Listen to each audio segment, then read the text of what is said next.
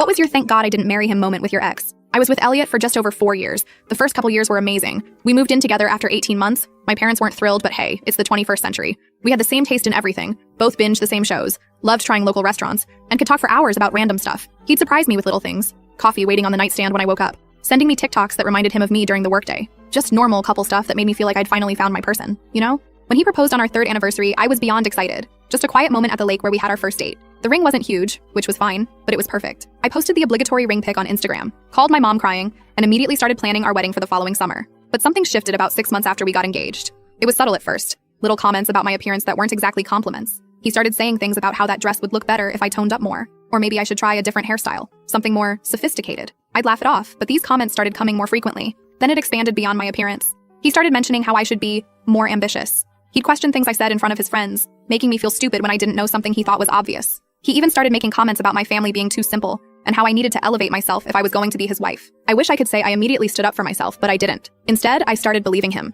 I changed my hair, bought new clothes, started working longer hours. I even took online courses because he said I needed to be more cultured. Looking back, it's embarrassing how much I tried to change for him. But when you love someone, sometimes you don't see how toxic things have become until you're drowning in it. The breaking point came 3 months before our wedding. We were talking about final details when he made a comment about my dress, which he hadn't seen. I'm traditional that way. He said his mom was worried I'd choose something expected rather than classy enough. When I asked what that meant, he just unleashed. He went on this rant about how he'd been settling and was starting to realize I wasn't wife material for someone like him. He said his family had concerns about me being able to represent him properly in social circles. Then came the words I'll never forget. He looked me straight in the eyes and said I wasn't worthy of being his wife, and he thought he could find someone better. I just sat there completely stunned. 4 years together? And that's what he thought of me? That I wasn't worthy? Who even says that to someone they supposedly love? I didn't cry. I didn't scream. I just laughed. It wasn't intentional. It just bubbled up from somewhere deep inside me. The absurdity of it all hit me at once. This man who I'd been trying so hard to please for months was telling me I wasn't good enough, when the reality was he wasn't worthy of me. My laugh obviously wasn't the reaction he expected. He looked confused, then angry, demanding to know what was so funny.